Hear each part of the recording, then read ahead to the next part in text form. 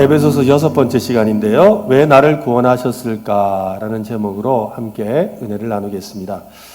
나 같은 죄인 살리신 주 은혜 놀라워 잃었던 생명 찾았고 광명을 얻었네. 여러분, 이 찬송 제목 아시죠? 네, 제목이 뭡니까? 나 같은 죄인 살리신이라는 제목입니다. 원래 이 찬송의 제목은 나 같은 죄인 살리신이 아니고 Amazing Grace, 즉 놀라운 은혜, 큰 은혜, 이런 뜻입니다. 세월이 훌쩍 지났지만 아직도 이 Amazing Grace, 전 세계 어느 나라 어떤 사람들도 신앙을 가진 사람이라면 이 찬송을 부르며 눈물을 흘리고 하나님의 풍성한 사랑에 감사하는 것을 봅니다. 이 곡을 작곡하고 지은 사람은 존 뉴턴이라는 사람입니다. 이 존 뉴턴이라는 이 사람은 원래는 노예 상인이었습니다. 아프리카에 있는 흑인들을 데려와서 영국과 유럽에 노예로 팔아먹는 아주 흉악무도하고 또한 잔인하고 또한 세상의 물에 온통 쩔어 있는 그런 사람이었습니다. 그런 그가 정말 하나님의 은혜로 구원을 받았지요. 그리고 목사가 되었습니다. 그리고 자신의 지난 삶을 돌아보며 나 같은 죄인 살리신 그 은혜 놀라와 잃었던 생명 찾았다라고 하며 찬송을 불렀습니다. 이 목사님이 그의 사역 가운데 자신의 지난 날을 과거를 용서하는 사죄하는 마음으로 그가 또 했던 일이 바로 노예 해방 운동이었습니다. 그래서 영국의 윌버포스라는 그 유명한 의원을 또 설득해서 또 그를 통해서 영국에서 노예 해방이 일어나도록 하는 일에 크게 기여하기도 했습니다. 이 목사님이 노년이 되어서 귀도 어둡고 눈도 어두워지고 또한 기억도 가물가물해지는 그때에 자신의 그 인생이 마감할 날이 얼마 남지 않았음을 알고 이런 말을 남겼습니다. 기억력은 사라졌지만 두 가지는 똑똑히 기억합니다.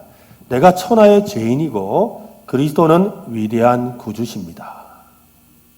그가 다른 건 다 잊어버려도 이 두 가지만은 기억하기를 원했다는 겁니다.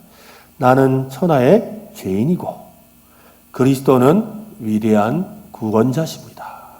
오늘 우리도 이것을 기억하면 좋겠습니다. 그죠? 오늘 이 시간이 우리의 기도 제목이 되면 얼마나 좋겠습니까?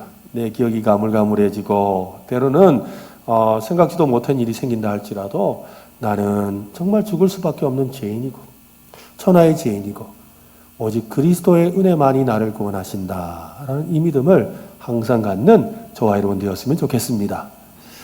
오늘 본문에는 은혜와 구원과 믿음이라는 신약 성경에서 아주 중요한 세 가지 핵심 단어가 나옵니다. 처음 이 사도 바울이 이 은혜와 믿음과 또 구원이라는 이 단어를 사용했을 때는 굉장히 신선하고 많은 사람들에게 관심이 가는 주제였습니다. 하지만 오늘날에 있어서는 그죠? 너무나 많이 들어왔기 때문에 우리가 좀 식상하고 진부한 단어처럼 들립니다. 우리 중에 아이고 오늘 목사님이 은혜, 구원, 믿음 또 뻔한 설교 하시겠네. 아이고 뭐 또 옛날 들었던 이야기 또 하시겠네라고 우리 교인들은 생각 안 할 거라고 믿지만 그러나 또 그런 마음이 드는 사람이 있을 수도 있겠지요. 사실 뭐 교리 설교를 하겠구나라고 지레 짐작하는 사람도 있을 겁니다. 그런데 여러분, 진리라는 것이 원래 그렇습니다. 진리는 바뀌지가 않죠. 바뀌면 진리가 아닙니다. 진리는 그래서 계속해서 반복할 수밖에 없는 겁니다. 진리를 듣는 우리가 자꾸 변하기 때문에 그렇습니다. 진리를 다른 말로 척도랍니다. 척도. 척도라는 말을 다른 말로 잣대라는 말이에요. 한 번씩 그 미장하시는 일을 하는 분을 이렇게 보면은 이 벽돌을 막 쌓아가잖아요. 이 블록을 막 이렇게 쌓아가는데 쌓아갈 때 보면 어떻게 처음에 다림줄을 놓고서 또 수평줄도 놓습니다. 그리고는 하나하나 쌓아가다가도 꼭 이 아주 능숙한 미장은 이 수평자를 가져오죠. 수평자를 가져와서 한번 올려놔보고 또한 이 수평이 맞는지 보고 수직이 맞는지를 봅니다. 그러다가 또 쌓아가요. 그러다가 또 다시 수평자를 맞춰보고 수직자를 맞춰봐요. 왜? 그렇지 않으면 그냥 맞겠거니 하고 했다가 나중에 벽이 삐뚤빼뚤하고 기울어지고 이러면 엉망이 되잖아요. 그래서 수시로 이 수평자를 가지고 와서 수평과 수직을 맞춰 본다는 것이지요.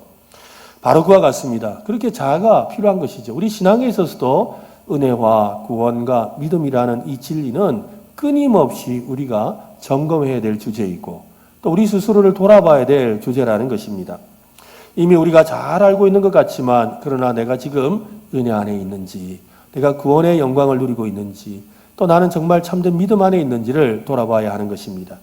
사도 바울은 이 지난 본문에서 성도가 받은 구원이 무엇인지를 간략하게 소개했습니다.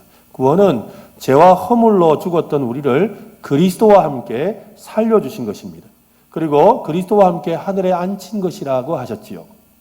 우리는 모두 예수를 믿어 구원을 받았습니다. 그런데 여러분, 하나님은 우리를 왜 구원하셨을까요? 오늘 사실 설교 제목이 왜 나를 구원하셨을까인데요. 왜 우리를 구원하셨겠습니까? 왜 구원하셨을까요? 여러분 궁금하지 않습니까? 오늘 본문을 통해서 그 답을 우리가 함께 살펴보려고 합니다. 올해 초에 어느 치킨집 이야기가 이 세간에 화제가 되었습니다. 막 방송에도 나온 적이 있는데요. 이 한 학생인데 이 18살쯤 되는 이 학생이 치킨 회사에다가 편지를 썼어요. 그 편지에 쓴 내용이 방송을 타면서 화제가 되었는데요. 이 학생은 이 사고로 부모님을 잃고 나서 할머니와 또 7살 난 동생과 같이 살고 있었습니다. 근데 18살이니까 고등학생이죠. 근데 고등학교도 제대로 다닐 수가 없는 상황이에요. 그래서 이 아이는 집안 형편이 어려우니까 곳곳에 가서 아르바이트를 하는데 학생이라서 잘 안 써주니까 나이를 속이고 가서 아르바이트를 하곤 했습니다. 그러던 어느 날 이 철없는 이 동생이 형 치킨 먹고 싶어 그러는 거예요. 그런데 형은 돈을 보니 사줄 돈이 없지요. 그래서 돈이 없어 안 돼. 다음에 나 월급 타면 사줄게. 그래도 안 되는 거예요. 자꾸 치킨 먹고 싶다고 보채니까 형이 여기저기 뒤져보니까 5,000원이 있어요. 5,000원. 근데 여러분 5,000원 갖고 치킨 한 마리 못 먹잖아요. 근데 걱정은 되지만 그래도 동생이 하도 보채니까 그 5,000원을 들고 이 길로 나간 겁니다. 집을 나가서 치킨집을 찾아갔지요. 치킨집을 찾아가서 아저씨 5,000원밖에 없는데 치킨 5,000원치만 주세요. 안 돼? 다른 집에 갔지요. 저 5,000원어치 치킨 줄 수 있어요. 안 돼. 우리 집 그런 거 아니야. 이 집 저 집을 다니는데 다 5,000원어치 치킨은 아무도 안 주는 거죠. 근데 동생은 계속해서 치킨이 먹고 싶다고 이 치킨집이 이렇게 많은데 왜 치킨을 안 사주냐 그러지요. 근데 형은 마음이 너무 힘듭니다. 그러다가 치킨 가게 이름 간판이 하나가 보이길래 그 집을 가는데 사장님이 밖에 나오더라는 거예요. 그래서 그 사장님한테 사장님 우리가 5,000원밖에 없는데요. 치킨 5,000원어치만 주실 수 있어요? 라고 했어요. 그랬더니 사장님이 들어와 하고는 앉혔어요. 앉히고서 한참을 기다리는데 사장님이 치킨을 가지고 나왔어요. 가지고 나왔는데 보니까 5,000원짜리가 아니에요. 치킨 한 마리가 나온 거죠. 그러니까 요즘 치킨 한 마리가 한 2만 원 돈 하잖아요. 그러니까 많이 나온 거예요. 자기가 생각해도 이건 5,000원치가 아니죠. 그래서 사장님 이거 5,000원치가 아닌데요. 하니까 아니 그냥 먹어. 괜찮아. 맛있게 먹어. 라고 하네요. 그러니까 눈치가 보이긴 하는데 이제 먹죠. 먹고 있으니까 또 사장님이 음료수도 갖다 줘요. 그래서 속으로 이거 일하다가 나중에 덤탱이 씌우는 거 아니야 이거? 5,000원을 준다 해놓고 나중에 치킨값 다 받으면 어떡하지? 막 불안한 거예요. 그런데 동생이 너무 맛있게 먹는 걸 보니까 에라 모르겠다. 일단 먹어보자 하고 이 아이들이 막 먹었어요. 한참을 다 먹다가 그래도 형은 불안하니까 정 안 되면 우리 또 동생이랑 손잡고 도망가야 되겠다. 그냥 5,000원만 던져놓고 도망가야지. 이런 생각을 하고 있었어요. 치킨을 다 먹으니까 사장님이 와서는 그래요. 아저씨 우리 5,000원밖에 없는데 괜찮아 여기 사탕이 있으니까 사탕도 먹고 가 하고는요 5,000원도 받지 않고 그냥 공짜로 치킨을 주고 보내준 거예요. 그래서 참 너무 고맙다고 생각했는데 이 일이 끝이 아니었어요. 이 형은 그냥 계속해서 일을 하느라 몰랐는데 어느 날 동생을 보니까 이 머리를 깨끗하게 이발을 한 거예요. 그래서 너 그 복지사님이 왔다 가셨니? 라고 물었어요. 그러니까 아니래요. 그럼 누가 머리 깎아줬는데? 라고 했죠. 그러니까 이 이실직고를 하는 거예요. 지난번에 갔던 치킨집 아저씨가 치킨 먹고 싶으면 또 오라 그랬잖아. 그래가지고 형 몰래 내가 몇 번 갔어. 가가지고 치킨을 몇 번 얻어 먹었다는 거예요. 그러다가 오늘도 치킨이 너무 먹고 싶어가지고 치킨집에 갔더니 그 치킨집 아저씨가 머리가 덥수룩하다고 자기를 데리고 가가지고 머리까지 깎여줬다는 거예요. 그리고 치킨도 먹고 돌아왔다는 거죠. 이 말을 듣고 형이 이 자식 이러면서 막 동생을 야단치고는 그 뒤로는 치킨집을 못 가게 막았다는 거예요. 근데 가만히 생각하니까 너무 힘들고 또 코로나 때문에 힘든데 그 치킨집 사장님이 생각이 나서 치킨 회사에다가 편지를 써서 이런 사연을 전했던 겁니다. 그 사연이 이 방송을 타면서 참 많은 사람들이 참 이 훈훈한 이야기다라고 참 좋아했죠. 여러분도 들으니 참 좋지요. 그래서 많은 사람들이 그래서요. 돈줄을 내야 되겠다고. 뭐냐면 돈으로 혼줄을 내야 되겠다고. 이렇게 착한 분은 그냥 두면 안 된다고. 돈줄을 내야 돼. 요즘 젊은 사람들 하는 말인데 돈줄. 그래가지고 이 치킨을 막 시키는 거예요. 그러니까 돈을 보내고는 치킨은 안 줘도 됩니다. 그러니까 치킨 시켜놓고 치킨은 안 받고 돈만 주는 거예요. 그러면서 이것이 화제가 되어서 방송에 나왔습니다. 저는 이 이야기 기사를 읽으면서 은혜가 무엇인가에 대해서 한 번 더 생각해 보게 되었습니다. 은혜는 받는 사람이 아니라 주는 사람의 일방적인 행동입니다. 받는 사람이 할 수 있는 것은 그 상대가 베풀어주는 은혜를 감사하는 마음으로 받는 것밖에 없지요. 그래서 사도 바울은 구원은 전적으로 은혜라고 선언을 하는 겁니다. 8절 말씀을 한번 보십시오. 8절 말씀 같이 한번 읽어보겠습니다. 시작. 너희는 그 은혜에 의하여 믿음으로 말미암아 구원을 받았으니 이것은 너희에게서 난 것이 아니요 하나님의 선물이라. 여러분, 구원은 은혜입니다. 구원은 그 은혜를 인하여 받은 것입니다. 그 은혜라고 한 것은 이전에 우리가 살펴봤던 긍휼이 풍성하신 하나님이 그의 아들 예수 그리스도를 십자가에 죽게 하시고 또 부활하게 하시고 그를 믿는 자에게 구원을 베푸시는 바로 그 은혜를 말합니다. 구원이 은혜에서 시작된다는 말은요,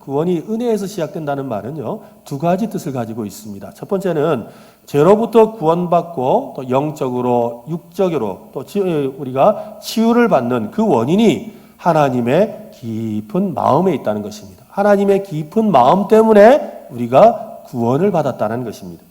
흔히 어떤 사람을 보고 야, 저 사람 참 속이 깊다. 그런 말 할 때가 있지 않습니까? 그죠? 야, 저 사람 속이 참 깊다. 젊은 사람인데 속이 참 깊다. 이런 말을 한다고요. 남을 향한 배려심이나 또 인내심이 남다를 때 하는 말이지요. 그처럼 하나님의 속마음은 사람이 감당할 수 없는, 또 사람이 측량할 수 없는 만큼 깊습니다. 하나님의 마음은 너무 깊어서 모든 사람의 죄를 모조리 다 삼켜버릴 만큼, 그만큼 깊은 하나님의 마음이라는 것이죠. 그러니 하나님은 구원받지 못할, 그러니까 하나님 앞에서 구원받지 못할 사람은 세상 어디에도 없습니다. 누구라도 하나님은 다 품어서 그 깊은 마음 속에 품어내실 수 있는 분이라는 겁니다. 두 번째로 하나님의 깊은 마음에서 은혜가 폭포수처럼 흘러나온다는 거죠. 하나님의 은혜는 풍성하죠. 정말 폭포수처럼 콸콸콸 쏟아지는 거예요. 폭포가 멈추는 일이 없잖아요. 끊임없이 흘러내려온다는 것입니다. 이것을 사도 바울은 에베소서에서 이전에 살펴봤던 1장에서 이렇게 말을 합니다. 에베소서 1장 7절에 우리는 그리스도 안에서 그의 은혜의 풍성함을 따라 그의 피로 말미암아 속량 곧 제사함을 받았느니라. 그의 은혜의 풍성함이라는 것입니다. 어떤 사람들은 예수 그리스도의 죽음이 하나님의 마음을 바꾸었다고 합니다. 여러분, 이 말이 맞을까요? 예수 그리스도께서 죽으심으로 하나님께서 마음을 돌이키셨을까요? 여러분, 아닙니다. 이것은 성경적인 올바른 가르침이 아닙니다. 그리스도의 죽음으로 인해 하나님의 사랑이 우리에게 임한 것이 아닙니다. 하나님이 너무너무 사랑하셔서 하나님이 우리를 향해 쏟아붓는 폭포수와 같은 그 사랑을 우리에게 주셔서 그 사랑 때문에 예수 그리스도를 십자가에 죽게 하셨습니다. 아멘? 이것이에요. 하나님이 너무 사랑하셔서 우리를, 그래서 예수님을 십자가에 달려 죽게 하셨다는 거지요. 요한복음 3장 16절은 잘 아는 말씀이죠. 같이 한번 읽어봅시다. 시작. 하나님이 세상을 이처럼 사랑하사 독생자를 주셨으니 이는 그를 믿는 자마다 멸망하지 않고 영생을 얻게 하려 하심이라. 하나님이 세상을 이처럼 사랑하사 자기 아들을 내어놓기까지 사랑하셨다는 거죠. 또한 요한일서 4장 10절은 사랑은 여기 있으니 우리가 하나님을 사랑한 것이 아니요 하나님이 우리를 사랑하사 하나님 우리를 사랑하셔서 우리 죄를 속하기 위하여 화목제물로 그 아들을 보내셨습니다. 하나님의 폭포수와 같은 은혜가 예수 그리스도를 통해서 세상에 부어진 것은 이제 알겠습니다. 그렇다면 궁금한 점이 있죠. 하나님의 은혜로 인해 나에게 어떤 일이 생겼습니까? 사실 이것이 궁금한 점입니다. 첫 번째로는 제일 중요한 것은 죄를 깨닫게 된 거예요. 하나님의 은혜로 죄를 깨닫게 된 거예요. 그래서 우리 설교 서두에 말했죠. 나 같은 죄인 살리신. 그죠? 나 같은 사람이라지 않고 나 같은 죄인이라고 했어요. 내가 죽을 수밖에 없는 죄인임을 깨닫게 된 것이죠. 죄에 대한 깨달음은 오직 하나님의 은혜를 받아야만 가능합니다. 하나님의 은혜가 바로 성령님이 우리의 영혼에 찾아오시는 것입니다. 성령님은 하나님의 사랑과 은혜를 깨닫게 하려고 우리의 마음에 오셨습니다. 그렇다면 여러분, 성령님은 어떤 사람에게 오실까요? 어떤 사람에게 오실까요? 여러분 안에 성령님이 계신 걸 믿습니까? 우리가 예수 믿으면 성령님이 우리 안에 계세요. 우리가 예수 믿을 때 이미 성령님이 우리 안에 계시는데 성령님이 우리에게 오신 것은 하나님이 선택한 사람이기 때문에 오는 거예요. 하나님이 선택한 사람에게 만세전에 예정하시고 택하신 그 사람에게 성령님을 보내세요. 그래서 그로 하여금 자신의 죄를 깨닫는 은혜를 주시는 것입니다.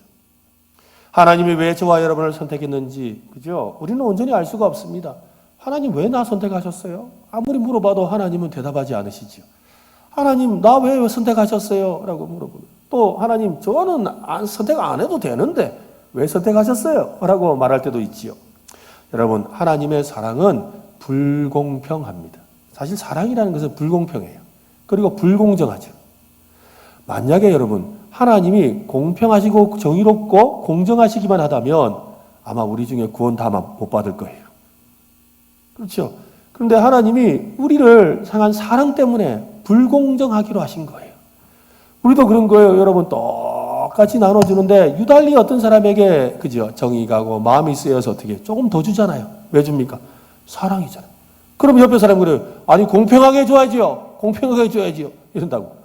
여러분, 공평하게 주는 것보다 사랑으로 주는 것이 있잖아요.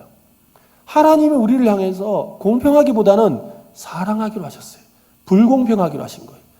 그래서 도저히 구원받을 자격도 없고 구원받을 이유도 없고 구원받을 수도 없는 우리에게 사랑을 베푸셔서 불공정하게도 나를 구원하셨어요. 아멘 아닙니까? 아멘 아닙니까? 아멘이에요. 아멘이에요. 너무 중요한 거예요.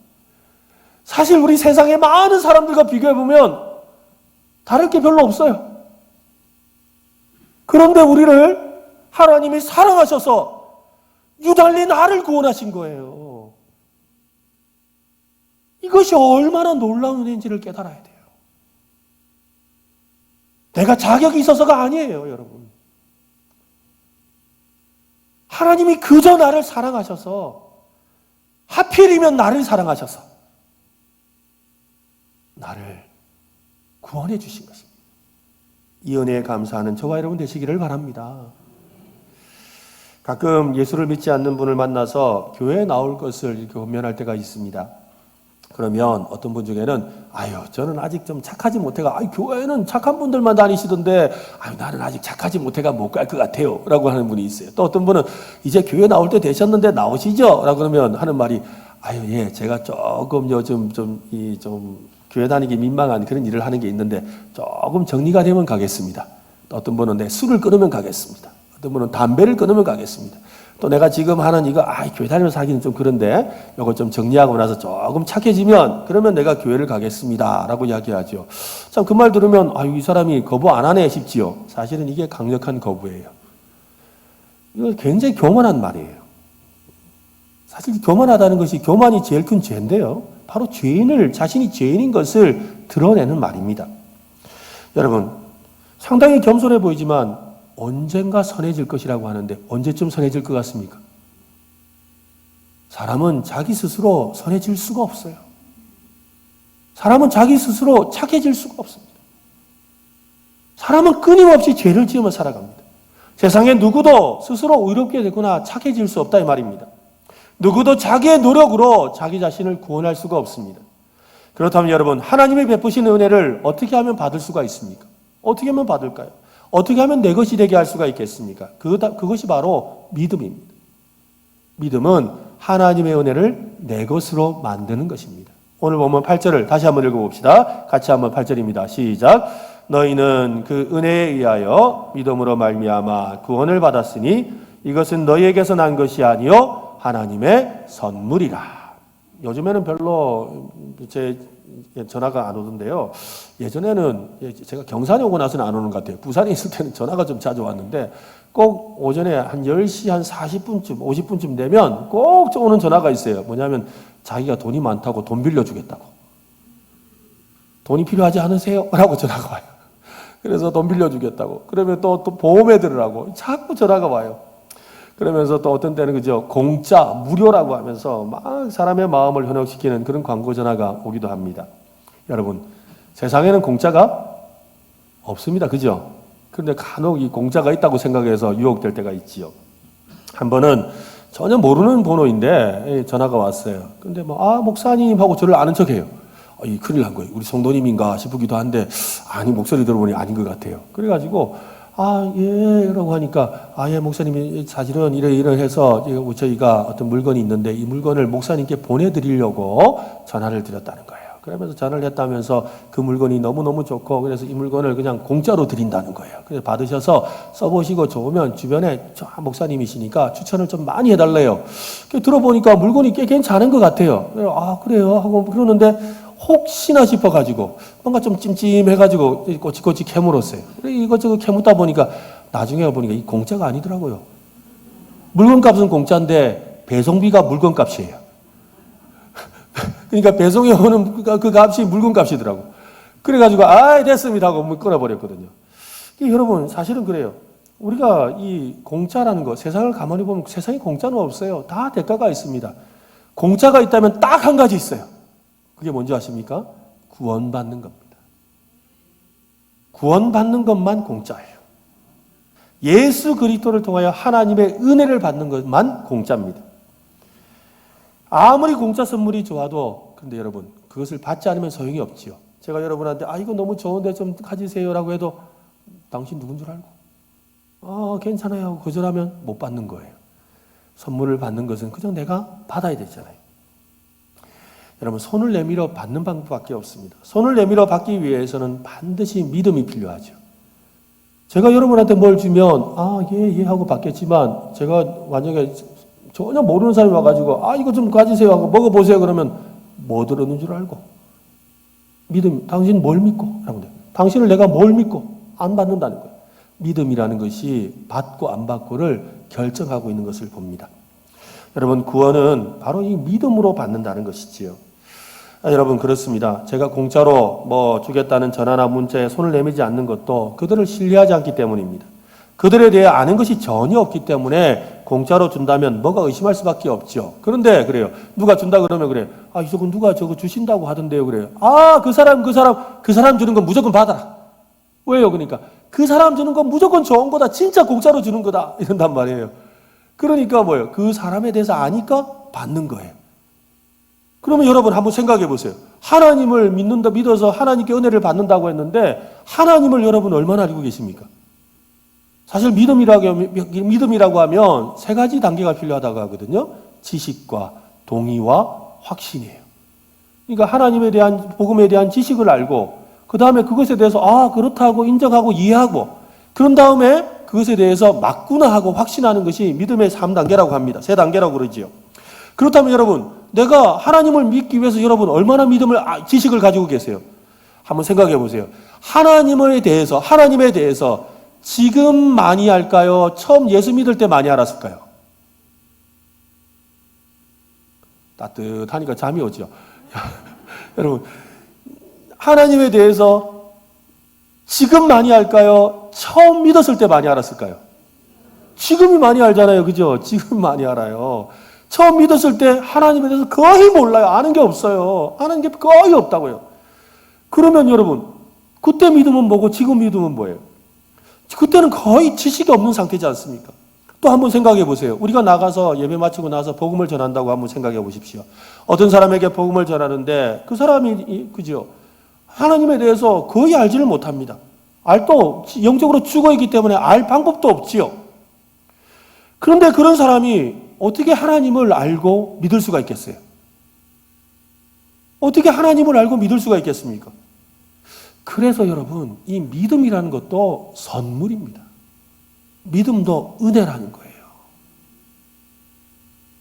그래서 더 정확하게 표현하면 우리가 이렇게 기도해야 돼요. 한번 따라합시다. 믿을 마음 주세요. 네, 믿을 마음을 주셔야 되는 거예요. 그래서 내 마음속에 하나님이 선택하시고 나서 우리에게 성령 하나님이 오셔서 나에게 뭘 주셨다? 믿을 마음을 주신 거예요. 믿을 마음을 주셔서 내가 믿는 거예요. 하나님을 우리가 어떻게 다 알 수가 있습니까? 하나님을 알아도 다 모르는 게 하나님인데 우리가 어떻게 하나님을 알고 믿을 수 있냔 말이지요. 하나님이 우리에게 성령님을 통하여 뭘 주셨다고요? 믿을 마음을 주셨다는 거예요. 그러니까 우리가 믿음 주세요라고 기도해야 돼요. 어떤 마음? 믿을 마음. 그것이 바로 믿음인데 이 믿음을 달라고 기도해야 되는 것이죠. 그래서 믿을 마음이 생기면 어떻게 해요? 순종하는 거예요. 실제로 우리가 이렇게 보면 이 순종의 삶이 너무 중요해요. 그래서 믿음은 곧 순종이라고 할 수가 있는 겁니다. 따라합시다. 믿음은 순종이다. 예수님께서 가브나움에 가셨을 때 한 백부장을 만났습니다. 이 백부장이라는 사람은 로마의 군대 장교입니다. 100명이라는 군인을 거느린 장교입니다. 당시에 로마 군인 100명은 굉장히 큰 군사라고 할 수가 있습니다. 굉장히 힘이 있지요. 근데 이 백부장이 이 당시 유대인들에게 선행을 많이 베풀었기 때문에 사람들이 굉장히 존경하고 그를 따랐습니다. 하루는 이 백부장의 집에 종이 중풍병이 걸려서 힘든 지경에 있었습니다. 이 소식을 듣고 사람들이 그 예수라는 분을 만나면 고칠 수가 있다는 이야기를 들었지요. 그래서 백부장이 예수님을 찾아옵니다. 예수님을 찾아와서 예수님, 저희 집에 하인이 중풍병에 걸렸습니다. 오셔서 좀 고쳐주십시오. 라고 했죠. 그랬더니 예수님이 이 백부장에 대한 소문을 듣고서 그래, 내가 가서 고쳐주지. 라고 하셨어요. 그런데 이 백부장이 뭐라 그러냐면 예수님, 오실 필요가 없습니다. 저도 제 위에 상사가 있고 제 아래에 부하가 있습니다. 근데 제가 제 부하들어 이리 가라면 이리 가고 저리 가라면 저리 가라고 이것 하라면 이것을 합니다. 그러니까 예수님 오시지 마시고 저희 종이 나았다고 말씀만 해주세요. 라고 그랬어요. 그 말을 듣자 예수님이 깜짝 놀라시면서 이만한 믿음이 어디 있냐? 내가 이스라엘에서 이렇게 큰 믿음을 본 적이 없다. 라고 말씀하셨어요. 그러면서 그 백부장의 믿음을 칭찬해 주셨지요. 여러분, 이 백부장의 믿음이 어떤 믿음인데 칭찬해 주셨을까요? 어떤 믿음이라서 칭찬해 주셨겠습니까? 백부장의 믿음이 어떤 믿음이라서 이만한 믿음이 없다고 하셨을까요? 백부장이 뭐라 그랬다고요? 내가 내 부하에게 이것을 하라면 이것을 하고 저것을 하라면 저것을 하고 여러분, 이리 가라면 저리 이리로 간다고 했어요. 이 말이 무슨 말입니까? 내가 하는 말에 순종한다는 거예요. 그러니까 말씀만 하시면 그대로 이루어질 것이라고 순종하겠다고 이야기한 거예요. 예수님이 칭찬하신 믿음은 순종하는 믿음이었습니다. 순종이 믿음의 중심이고 구원을 이루는 데 필수라는 것이지요. 그래서 빌립보서 2장 12절 말씀은 이렇게 말합니다. 그러므로 나의 사랑하는 자들아 너희가 나 있을 때뿐 아니라 더욱 지금 나 없을 때에도 항상 복종하고 두렵고 떨림으로 너희 구원을 이루라. 여러분, 항상 뭐하여? 복종하여. 항상 복종하여. 구원을 이루어가는 거예요. 실제로 우리가 나가서 복음 전하면 이제 이야기 다 들으셨는데 예수 믿으면 참 복을 받습니다. 예수 믿으면 구원 받습니다. 하나님의 자녀가 됩니다. 예수님 이름을 고백하기만 하면 되는데요. 저를 따라서 고백해 보시겠습니까? 라고 말을 하면 그 전까지는 잘 듣다가 저를 따라 해보시겠습니까? 그러면 잠깐만요 이래요. 그리고 아니 그러면 교회라도 오시겠어요? 잠깐만요 이러면서 약간 머뭇머뭇거리죠. 왜 그럴까요? 순종 못하겠다 이 말이에요. 믿겠다는 것은 순종을 따라가야 되거든요. 제가요 오늘 내가 믿는다고 말은 할 수 있는데 앞으로 잘 믿을 자신이 없어요. 그래서 내가 조금요 이러는 거예요. 뭐요? 순종 못하겠다는 거죠. 믿으면 반드시 순종이 따른다는 것이죠. 믿으려고 노력한다고 해서 믿어지지 않습니다. 믿으려는 노력을 믿음이라고 부르지 않습니다. 믿음은 내게 주신 은혜에 순종하는 것입니다. 이것이 8절 말씀에서 그 은혜에 의하여 믿음으로 순종함으로 말미암아 구원을 받았다라는 말씀의 참 뜻입니다. 그러므로 우리는 이렇게 기도해야 되죠. 믿을 마음 주소서, 순종하는 믿음을 주소서. 한번 해봅시다. 믿을 마음 주소서, 순종하는 믿음을 주소서. 날마다 구원을 이루어가라 하셨지요. 오늘 우리의 삶에 끊임없이 믿음 달라고 기도해야 돼요. 믿을 마음 주셔서, 믿을 마음 주셔서 이전보다 더 주님 섬기게 해주시고, 이전보다 더 주님 사랑하게 해주시고, 이전보다 더 순종하게 해달라고 기도하는 저와 여러분 되시기를 바랍니다. 여러분 퀴즈를 하나 낼 텐데 한번 잘 들어보세요. 어려운 퀴즈는 아닌데 한번 들어보세요. 예수님이 말씀하신 내용인데요. 너희는 소금이 되라, 빛이 되라 하셨을까요? 아니면 너희는 소금이다, 빛이다 라고 하셨을까요? 자, 1번 너희는 소금이 되라, 빛이 되라. 2번 너희는 소금이다, 빛이다. 1번, 2번 중에 뭘까요? 대답을 잘하세요. 몇 번이라고요? 네, 성경을 찾아봐야 알겠죠. 자막이 나오죠. 마태복음 5장 13절 한번 보십시오. 너희는 세상에 1번이에요? 2번이에요? 몇 번요? 2번. 그죠? 2번이 뭐였습니까? 그죠? 소금이니. 그죠? 소금이다. 소금이 되라고 하지 않으시고 소금이니, 소금이 만일 그 맛을 잃으면 무엇으로 짜게 하리요? 후에는 아무 쓸데없어 다만 밖에 버려져 사람에게 밟힐 뿐이니라. 14절도 한번 보세요. 너희는 세상에, 그렇죠, 빛이 되라, 빛이라. 그죠? 너희는 세상에 빛이라. 산 위에 있는 동네가 숨겨지지 못할 것이요. 소금이 되라, 빛이 되라고 말씀하지 않으셨습니다. 소금이 되거나 빛이 되라는 말은 우리의 노력이 들어갔죠. 그래서 내가 소금이 되려고, 내가 빛이 되려고 노력을 해야 돼요. 그런데 우리를 소금이 되라, 빛이 되라고 하지 않으시고 너희는 소금이다, 빛이다라고 말씀하셨어요. 그건 무슨 말입니까? 우리가 그런즉 누구든지 그리스도 안에 있으면 새로운 피조물이라 라고 했어요. 우리를 새로운 피조물로 만드셨어요. 이전에 우리는 어둠이었어요. 이전에 우리는 어둠이었는데 빛이 되려고 노력하지 않아도 새로운 피조물, 빛이 되었어요. 우리는 그전에 아무 맛도 나지 않은, 정말 아무 맛도 없는 그런 인생이었어요. 그런데 우리를 예수 그리스도를 믿음으로 말미암아 소금이 되게 하신, 소금이 되게 하신 거예요. 그것이 바로 주님의 은혜라는 것이죠. 사도 바울은 소금과 빛으로 사는 삶. 그래서 우리는 이제 신분이 바뀌었거든요. 소금이고 빛으로 살아야 돼요. 그 소금이고 빛으로 사는 삶에 대해서 오늘 본문에서 말씀합니다. 10절 말씀을 한번 보십시오. 같이 한번 읽어봅시다. 시작. 우리는 그가 만드신 바라 그리스도 예수 안에서 선한 일을 위하여 지으심을 받은 자니 이 일은 하나님이 전에 예비하사 우리로 그 가운데서 행하게 하려 하심이라. 우리를 거듭나게 하신 것은 우리를 위하여 자기 목숨을 버리신 예수 그리스도 안에서 선한 일을 하게 하려 하십니다. 왜 나를 구원하셨다고요? 선한 일을 하게 하려고. 선한 일을 하게 하려고 우리를 구원하셨다고 합니다. 여러분, 그런데 이 선한 일을 하려고만 하면 마귀가 그냥 두지를 않습니다. 선한 일을 우리가 하려고 마음만 먹어도 마귀가 얼마나 우리 마음을 흔들어 놓고 시험하는지 몰라요. 또 세상이 우리를 그냥 내버려 두지를 않지요. 누구도 고난을 좋아하는 사람은 없습니다. 우리는 본능적으로 고난을 피하고 싶은 마음이 있죠. 고난이 있다면 어떻게 하든 피하고 싶은 마음이 있습니다. 그러나 생각지도 못한 고난을 겪기도 하지요. 또 예고된 고난을 만나기도 합니다. 고난은 누구도 피해갈 수 없습니다. 특히 우리가 선한 일을 하면 고난은 반드시 따른다고 성경이 말씀합니다. 빌립보서 1장 29절에 보면 그리스도를 위하여 너희에게 은혜를 주신 것은 다만 그를 믿을 뿐 아니라 또한 그를 위하여 무엇도? 고난도 받게 하려 하심이라. 우리에게 은혜를 주신 것은 그를 믿어서 선한 일을 할 뿐만 아니라 고난도 함께 받는다 그랬어요.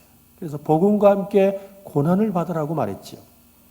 우리 찬송 우리 자주 부르는 찬송 있잖아요. 겸손히 주를 섬길 때. 그 다음 뭡니까? 맞아요, 여러분. 그죠? 겸손히 주를 섬길 때 뭐가 많다고요? 괴로운 일이 많다고요. 우리 찬송 그래 부르면서도 주님 섬기다가 뭐 조금만 괴로워지면 안 할래요. 나 이렇게 욕먹어가면서 일하기 싫어요. 내가 뭐하러 내가 괜히 이래가지고 이렇게 사람들한테 이런 소리 저런 소리 듣습니까? 안 하고 말지요. 그런데 우리 입으로 맨날 고백했잖아요. 겸손히 주를 섬길 때 괴로운 일이 많으나 구주와 나와 함께 하셔서 잘 감당하게 해달라고. 그게 신앙이라는 거예요. 여러분, 고난이 찾아오면 고난 앞에서 우리의 신앙의 민낯이 드러납니다. 그러므로 우리가 던져야 될 진짜 질문은 우리가 고난을 받을 것이냐 말 것이냐가 아니라 고난이 찾아올 때 어떻게 살 것이냐, 고난이 찾아올 때 어떻게 살아갈 것이냐는 것이죠. 고난에도 불구하고 선한 일을 하는 것, 그것이 바로 우리의 본분입니다. 사람이 고난을 벗어나고 싶고 고난을 피하고 싶어 하는 것은 당연합니다. 하나님도 그것을 모르지 않습니다. 그렇지만 우리에게 그 고난이 따르는 일을 하라고 하시는 것은 그것이 우리 은혜로 구원을 하신 목적이고 선한 일을 하게 하려는 것이기 때문이라고 하는 거지요. 로마서 8장 17절과 18절 말씀에 보면 자녀이면 또한 상속자 곧 하나님의 상속자여 그리스도와 함께한 상속자니 우리가 그와 함께 영광을 받기 위하여 뭐도? 고난도 함께 받아야 할 것이니라. 고난 받으면 영광이 있다 이 말이에요. 그래서 생각하건대 현재의 고난은 장차 우리에게 나타날 영광과 비교할 수 없도다. 고난 뒤에 영광이 있습니다. 있다고요? 네, 고난 뒤에 영광이 있습니다. 고난 뒤에 영광이 있어요. 그래서 고난 받아야 돼요. 여러분, 이스라엘 땅에 가면 시딤 나무라는 나무가 있습니다. 이 이스라엘은 다 황량한 광야 지역이니까 거기에 가면 시딤 나무라는 나무가 있는데 이 나무는 이 광야에서 자라다 보니까 이렇게 쭉쭉 뻗은 나무가 아니에요. 이리저리 삐뚤 해가 꼬부라진 그런 나무고 크게 자라지도 않는 그런 나무입니다. 근데 이 볼품없는 이 나무를 하나님이 하나님의 그 성막을 제작할 때 이스라엘 백성들이 광야에서 이제 생활을 하면서 하나님께서 성막을 만들라고 하실 때 이 광야에 있는 나무라고 하는 시딤 나무밖에 없는 거예요. 그래서 하나님께서 이 시딤 나무를 가지고 성막에 필요한 여러 가지 기구와 언약궤를 만들라고 하셨어요. 그런데 사실 이 시딤 나무는 평소에는 이 목재로 쓸만한 나무가 아니에요. 그래서 그냥 땔감으로 쓰는 나무예요. 그런데 하나님은 그것을 가지고 자르고 또한 붙여서 그래서 조각목이 되게 하라 그러셨어요. 그러니까 하나 그냥 올곧은 나무로 그냥 쓸 수가 없어서 그걸 잘게 쪼개고 그 다음에 붙여가지고 조각목이 되게 해가지고는 그 나무를 가지고 여러 가지 성전의 기구들을 만드는 그런 일에 쓰임 받도록 하셨다는 것이지요. 여러분, 시딤나무는 우리의 모습을 상징합니다. 구원받기 전에 우리는 광야에 쓸모없던 시딤나무와 같았습니다. 그런 우리를 하나님의 거룩한 성전을 위해 선한 일을 하는 조각목이 되게 하신 거예요. 하나님의 선한 일을 위해 쓰임받는 조각목이 되려면 깎아져야 되고 다듬어져야 되고 또한 이리저리 잘라서 붙여지는 그런 고난의 과정이 필요합니다. 하나님의 성전에는 많은 나무가 있지요. 어떤 나무는 거룩한 떡상이 되어서 그저 이 떡을 올려놓는 진설병을 올려놓는 그런 이 떡상이 되기도 합니다. 또 어떤 나무는 하나님의 거룩한 지성소에 있는 언약궤가 되기도 하지요. 하지만 어떤 나무는 제단에 불살라지는 땔감으로 던져지기도 합니다. 똑같은 나무인데 그 나무가 어떤 나무는 지성소에 들어가기도 하고 성소에 들어가기도 하고 똑같은 나무인데 어떤 나무는 땔감이 되어서 던져지기도 한다는 거예요. 여러분, 하나님의 거룩한 지성소에 가까이 가면 갈수록 그것은 다듬어지고 또한 잘라지고 또한 깎여져서 만들어져요. 그런데 여러분, 제단에 던져지는 나무를 굳이 다듬겠습니까? 여러분, 아궁이에 이 던지는 나무를 갖다가 이거 던져진 나무 잘 타라고 일부러 막 문지르고 그 다음에 막 가지치고 그리고 나서 또 깎고 그럽니까? 아니잖아요. 그냥 던지는 거예요. 바로 그와 같다는 것이죠. 거룩한 성소의 기구로 사용되려면 깎이고 다듬어지고 상처를 받는 고난이 필요한 거예요. 그러니까 여러분, 주님을 섬기다가 고난을 많이 받으면 주님의 거룩한 도구가 되는 것이고 아이 냅둬요. 나는 막 상처받기도 싫고 그냥 둘래요. 그러면 그냥 던져지는 거예요. 그런데 분명한 사실은 뭐예요? 내가 받은 이 고난으로 말미암아 주시는 영광이 놀랍다는 사실입니다. 이 땅에서 편하게 지내다가 하늘에서 별로 상급이 없든지 아니면 이 땅에서 정말 깎여지고 다듬어지고 상처에도 불구하고 주님을 섬겨서 영광스러운 면류관을 쓰든지 이것은 우리에게 달린 일이에요. 우리 교회는 내년에 더 많은 일꾼들이 필요합니다. 그런데 해마다 사역 지원을 하다 보면, 그죠? 지원서 이렇게 만들어서 보여드려도 잘 표시 안 합니다. 그게 우리 현실이에요. 열심히 섬겨오던 분들도 연말만 되면, 그죠? 아이고, 내년에는 이제 좀 쉬어야지. 아이고, 나 욕 많이 먹었다. 이렇게 말씀도 하시죠. 참, 너무너무 고생 많으셨어요. 맞아요. 너무너무 수고하셨습니다. 근데 이게 우리 교회만의 문제는 아니에요. 제가 어디서 사역을 해도 늘 그런 이야기가 있어요. 작은 교회는 작은 교회대로, 큰 교회는 큰 교회대로 그런 일들이 있습니다. 여러분, 어려운 환경에서 최선을 다해 섬겨오신 여러분에게 하나님의 은혜와 복이 넘치시기를 축원합니다. 교회는 나의 힘과 노력이 아니라 은혜로 섬겨야 합니다. 주시는 믿음을 따라 섬겨야 되죠. 선한 일을 위해 고난에도 불구하고 주님과 교회를 섬기는 사람이 필요한 겁니다. 선한 일을 하다가 어려움을 겪고 이런저런 말을 듣는 것은 참으로 힘들고 힘이 빠지는 일은 분명합니다. 그렇지만 그것이 바로 그리스도의 고난에 참여하는 일입니다. 주님을 섬기다가 당하는 고난은 장차 우리에게 나타날 영광과 비교할 수가 없습니다. 주님을 위해 고난을 받으면서 선한 일을 하는 사람을 하나님은 그냥 두고 보지 않으시더라고요. 반드시 그 사람에게 또 그 자녀에게 복을 주십니다. 이것은 여러분도 다 아는 이야기잖아요. 제가 사역을 하면서 젊은 분들 이렇게 너무 이렇게 잘 되어 있고 정말 신앙도 좋아요. 그리고 정말 잘 살아요. 그래서 아니 어떻게 이렇게 믿음도 좋고 잘 삽니까? 라고 해서 이렇게 한번 물어보면 반드시 그 뒤에는 부모님의 헌신이 있더라고요. 그 부모님이 늘 그 믿음의 자리를 지키면서 교회에 봉사했던 그 헌신이 있더라고요. 하나님이 그거 모른 척 안 하시더라고요. 반드시 갚아주시더라고요. 하나님이 수고하고 헌신하는 자기 교회를 위해서, 자기의 영광을 위해서 일하는 그 성도들을 하나님은 반드시 갚아주십니다. 아멘? 네, 하나님은 반드시 갚아주세요. 나에게 갚아주시든 내 자녀에게 갚아주시든 정말 남들이 부러워할 만한 그런 역사가 일어납니다. 선화기는 여러분, 우리가 주님 앞에 우리를 부르신 구원의 목적, 선한 일을 위하여 고난도 받게 하셨음을 알고 주님 앞에 헌신할 수 있기를 바랍니다. 네. 어떤 조그마한 일이라도 주님을 섬겨보십시오. 그것이 우리를 부르신 부름의 목적입니다. 주님의 교회와 복음을 위한 선한 일을 하려면 은혜와 믿음과 순종이 필요합니다. 하나님이 기뻐하시는 선한 일을 위해 다시 한 번 더 은혜를 구하고 순종하는 믿음을 가지고 내년에도 여러분 각자의 자리에서 봉사하며 기쁨으로 섬기는 모든 성도 되시기를 예수님의 이름으로 축원합니다.